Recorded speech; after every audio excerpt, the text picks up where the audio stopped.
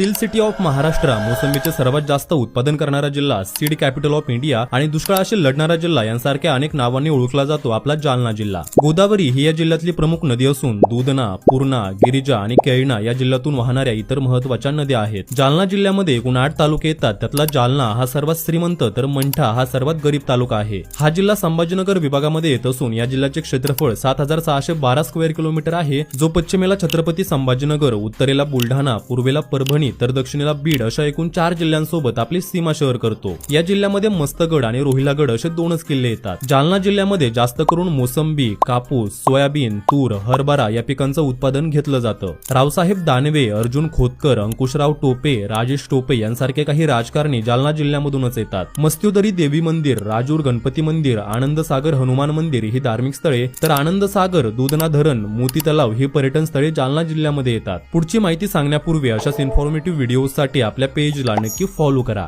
जालना जिल्ह्यामधील लोक जास्त करून ज्वारीची भाकरी, पिठलं, वांग्याचं भरीत, तुरडाळ आमटी, मिरचीची चटणी यांसारखे खाद्यपदार्थ खातात। जालना जिल्ह्यामध्ये एकूण 22 लाख लोक राहतात, त्यापैकी 77% हिंदू, 14% मुस्लिम, 6% बौद्ध तर 2% इतर धर्माचे लोक राहतात। तर शेअर करा हा व्हिडिओ प्रत्येक